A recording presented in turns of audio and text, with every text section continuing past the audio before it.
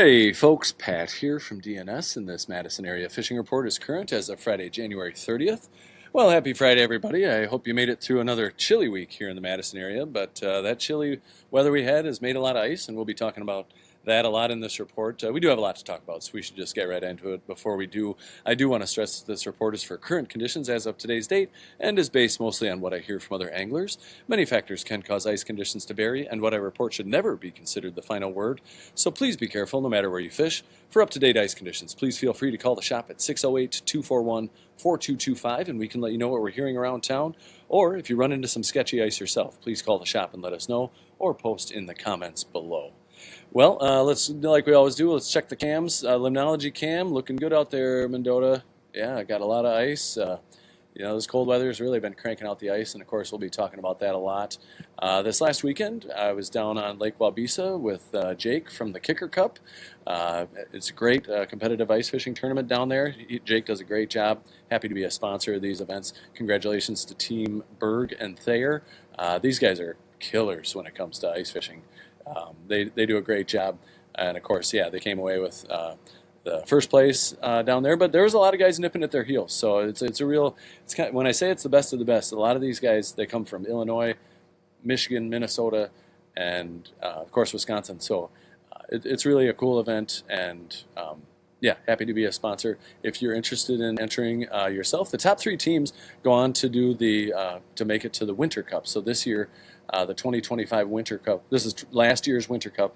Is going to be held on Minocqua, up in the Minocqua chain the next weekend. So that's always a cool thing. But then they have another qualifying event on Fox Lake coming up here March 1st. So look them up on Facebook at the Kicker Cup, and you can register. And yeah, Jake does a really good job setting those up. Speaking of ice fishing events, the Stoughton Conservation Club has its 63rd annual ice fishing fishery. That's coming up tomorrow, January 31st. It actually starts at midnight tonight and goes till 4 p.m. tomorrow. You can register on site. I think where are they? They're out from like Springers, which is down here on Kegonsa. Springers is like, oh yeah, there it is, right up here, just north of or next to the state park there. So anyway, it's a big event. A lot of people go down. Love that event. So check it out if you like it. Fisheries, this is a good one. You can win some good prizes. And they don't do the $10,000 walleye. They used to tag a walleye, and if you caught that tagged walleye, you'd win $10,000. But anyway, some great prizes nonetheless. And Stoughton Conservation Club does a good job. Other events going on include the Frozen Assets Festival being held by the Clean Lakes Alliance. That's going on next weekend, February 7th, and they do that down off the Edgewater, which is on Lake Mendota, kind of down here right off the Capitol Square. It's a cool event. It's not really fishing centric, although I will be down there. They asked me if I would come down and set up an ice fishing kind of example or display. I'm just going to set up my stuff and see if I catch any fish and answer any questions folks have. So if you want, next Saturdays, come down and say hi. I think I'm there from like 11 to 3 or something like that. So anyway, on their website, cleanlakesalliance.org, you can learn more about the event. They got a 5K run. They got all kinds of stuff for kids. And Clean Lakes Alliance does great stuff for our lakes here in town. I did post on Lake Link and again on the Madison Fishing Chain Club site here on Facebook, whatever. Somebody found a drill out on Governor's Island, turned it into the shop here. If you think it might be yours, give a call to the shop here in a brief description. We will get it back to you. But that pretty much does it for announcements. Oh yeah, Drinking with Scissors has another event coming up this Wednesday at Muska Lounge. So Muska Lounge, great bar over there in Monona, and the Drinking with Scissors events are super fun. You don't have to be a master tyer. You don't have to tie at all. You can just hang out and have some beer and some good food or whatever. They're just a lot of fun. So that'll be 7 o'clock this coming Wednesday. I will see you there. The Yahara Fishing Club has their annual fundraising raffle that they do. You can swing by here, the shop, and grab some tickets. All the proceeds, of course, go to benefit the Yahara Fishing Club, which always does great work. And yeah, maybe you win a good prize and support a good cause at the same time. With all this thick ice we got out there, a lot of folks are going to be spending nights on the ice and spend a lot more time out there. If you want to be able to rest easy and not have to be waking up checking your blinky lights all the time, get yourself a Vulture system. These are the best alert system on the market. A lot of folks like the blue tips, and I'm not going to talk smack about them, but the Vultures are way better. So yeah, swing in and grab some of those. And Vulture's a local Wisconsin company. So got all the panfish plastics you need. All these are locally made and favorite colors, local colors that work here in town. We still got tip-ups, although this is not accurate as far as my stock. I am getting down there on some of these limited edition ones. So if you want one, swing in the shop here and pick one up. Maybe you don't want to spend any time outside at all when it's cold. So maybe take up fly tying or tie some hair jigs or walleye flies. We got all the materials you need to do that. Otherwise, posters on the door. We just got a poster for the Stoughton fishery. The folks at Line Workers are hosting a social evening fly tying. Their last event is February 5th, so that's this coming Thursday, right? Yep. And that's at Icky Sticky in Mount Horeb on the main drag there. These are really fun events. Icky Sticky's little coffee shop, ice cream shop, and these are a lot of fun. Otherwise, the Line Workers folks are also hosting a Learn to Fly Cast with Confidence, and I'm sure they got Kalen Hoggard, who is not only a very talented casting instructor and angler, he's also on the U.S. fly casting team. So if you want to learn from the best, Kalen teaches these classes. I think he's got Seth teaching them too, probably, but great opportunity. You can sign up. It's a 3-day course, I think over the course of 3 weeks, and they do a great job. So look into that if you want to learn how to become a better fly caster. The Wisconsin Muskie Expo is happening March 20th up in Eau Claire. Got a Drinking with Scissors poster. And, oh yeah, this other fishery February 7th on Bugle Lake in Independence, Wisconsin. If you find yourself up there, that's going on next Saturday. So that pretty much does it for announcements. I guess we can get into the report. Well, weather-wise, we, like I said, had another chilly week here in Madison. Of course, it's great for making ice, but, to be honest, I'm getting a little burned out on the cold. The good news is this weekend looks great with temps in the 20s, and that extends through next week, so that's going to feel like shorts weather compared to what we've had the last couple weeks or so. And as far as ice conditions go, this cold has made lots of ice. Generally speaking, we are good to go across the Madison Chain, so my ice reports will be a lot shorter, but that being said, the DNR always says, and I agree, that no ice is 100% safe, so always use caution no matter where you fish. And, really, I know this can be kind of a lot to ask of some folks, but really just use your eyes and a little common sense and you'll be fine. If you see sketchy ice, maybe don't go on the sketchy ice. If you see a heave or an expansion crack, maybe try to get around it or find a safe place to cross. But just keep your eyes open and you'll be just fine, I think.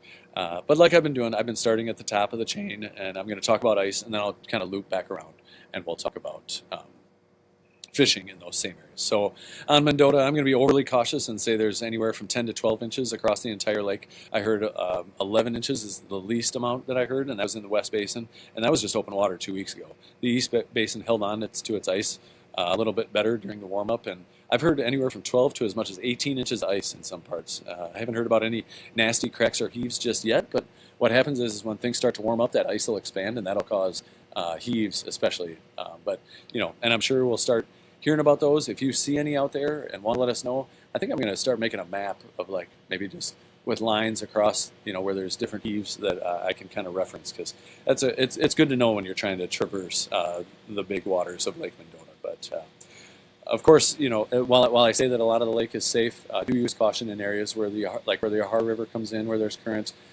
Spring Harbor's got, of course, springs, so be careful over there, and Tenney Park, where the water goes out of the lake. But that'll be a reoccurring theme as we go through the ice report. Pretty much the same thing down in Monona. Brian Zook, he was out there tooling around. He said he found anywhere from 11 to 16 inches pretty much everywhere he went down on Monona. Areas you want to look out for would be where the Yahar River dumps in over here, and then where the Yahar River exits the lake too over here down by Weechawak in Weechawak Bay. And it's just shallow there and a lot of current comes through. Otherwise, sounds like you're good to go. Brian did say he saw kind of a nasty heave from Law Park, which is over here by the square, of course, heading towards Turville Point. So you might want to look out for that. Otherwise, places like Monona Bay and the Triangles are good to go. Lake Winger is good to go. There's some springs over this way, but even those should be pretty safe by now. Places like Upper Mud's good to go. The path back there is frozen solid, I'm sure. Lake Wabisa, when we were down there for the Kicker Cup, we had anywhere from 12 to 16 inches. Folks, of course, running ATVs everywhere. Do be careful up on the north end of the lake here by the train trestle, and then down here at Babcock, that's where the water comes in and goes out. That's you always want to be careful anywhere there's current. So that stands true down on Lake Higanza. Folks down there for the fishery tomorrow. Watch out where the river comes in here up at Fish Camp County Park. That's always, going to be a place you want to keep on your toes. And then also Pleasant Springs Launch over here where the lake water goes out. But I guess that pretty much does it for ice. We can talk about fishing now. Up on Cherokee, a lot of ice up there, plenty good for pretty much everywhere you go. They're getting a lot of good panfish action up there. Size is a bit of an issue. You got to sort through a lot of small fish to get your limit, but there's also good action for mostly smaller pike and some nice largemouth bass in there too. So Cherokee remains a good spot. North Bay, same thing I've been hearing all year. A lot of like short walleyes and some decent northern, but nothing really to write home about. I know folks are excited to finally get out here off this break. Is a popular spot. But otherwise, areas like Governor's Island have been producing some walleyes and some pike. Same thing in Warner Bay. More on the pike side of things in Warner Bay.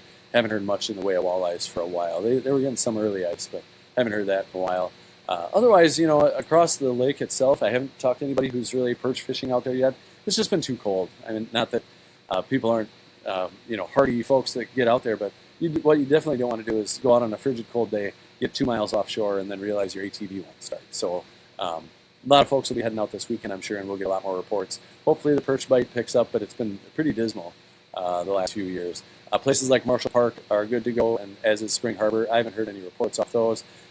University Bay, I know folks are fishing the break out here. Got some shacks lined up. I haven't heard if they're catching anything, but that's usually a good spot for pike during the day and then walleyes at night. Haven't heard much along the city's shoreline, but I guess I'll let you know what I see when I'm fishing down there off the Edgewater. I'll go down and scout that out this week and see what we can find. Otherwise, on Monona, like I said, good ice pretty much all across the lake. Brian was saying 11 to 16 inches. Always look out for areas like where the Yahara comes in over here and where it goes out. But Brian was looking for perch, didn't have much luck. The panfish down here in Weechawak Bay and some pike, maybe walleyes. I haven't heard about walleyes in a while. Same thing on Turville, although minus the panfish, I've heard they were getting some pike down there a while back. Haven't heard anything. Haven't really heard anything much in the last couple of weeks, just 'cause it's been so cold. But places like Monona Bay continue to crank out tons of panfish. Most people fishing along the Brittingham Park side of things, and but there's fish all over in the bay. You poke around, you can find your own fish out there too. Otherwise, Lake Wingra, and they're getting good bass and pike in here too. So good action that way. Lake Wingra, a lot of small bluegills, a lot of mostly small pike, some good bass, maybe catch a muskie in there. Of course, you got to let those go right away. Wingra Dam below there. I haven't talked to anybody that's fished over there, but I'm sure they're down there now after all this cold. The ice has got to be good. Upper Mud, haven't heard anything since the warm-up or the cool-down, whatever you want to call it. The last couple of weeks been pretty quiet. Not a lot of folks fishing over there. But it was good before the warm-up. Again, be careful here by the trestle. Otherwise, Lake Farm folks have been getting a lot of good bluegills. It depends on the day, though. It's like it seems like some days there's just dinks in there, and other days they catch better fish. Walleyes and pike as well. More on the pike side of things in the weeds out here. Didn't see much happening out from the Green Lantern for the Kicker Cup over there. And otherwise, they were getting some fish out from Rockford Heights, Bible Camp down this way too, crappies, maybe a walleye in there. I haven't heard anything about the bite down here on the south end of the lake.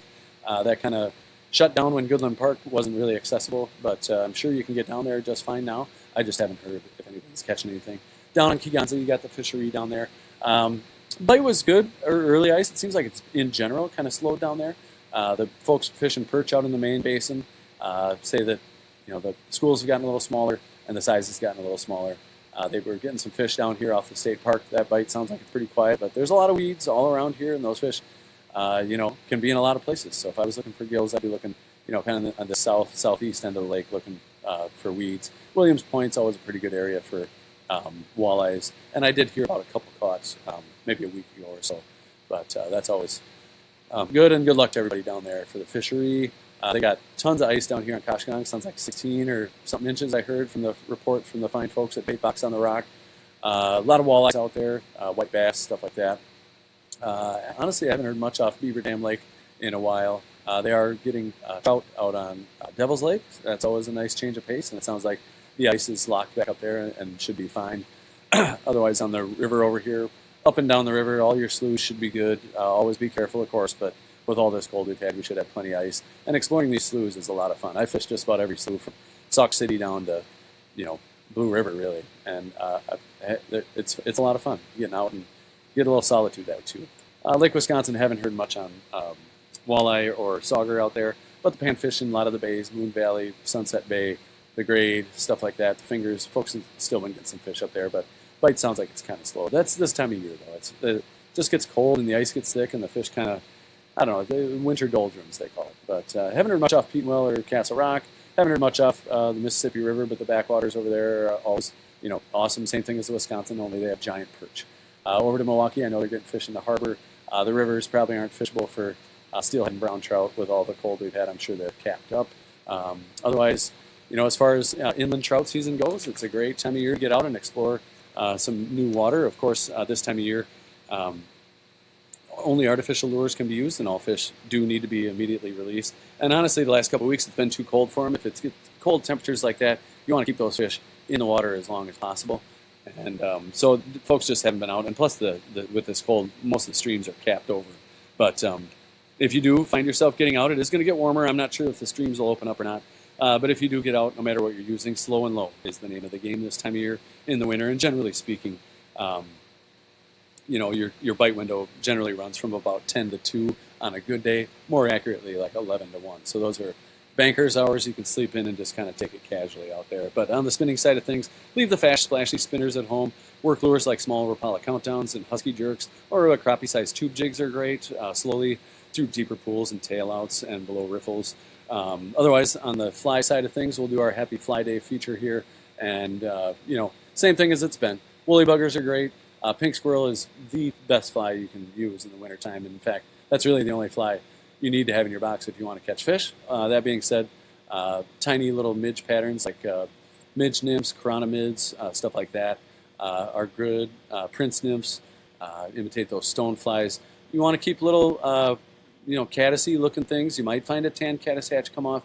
Stone flies and caddis, look kind of the same on the water to a trout. Dry fly midge patterns, if you see fish rising, can be also very effective. So, swing in the shop, stock up on flies, and we're going to have some warmer weather here pretty soon. So we'll be in good shape. That pretty much does it for the report. I do want to thank you for tuning in. Again, feel free to call the shop at 608-241-4225 if you want us to expand on anything or talk about ice. Post your ice reports in the comments below if you like. Otherwise, stay warm, enjoy the fishing, enjoy the warmer weather, and we will talk to you next week. Thanks so much.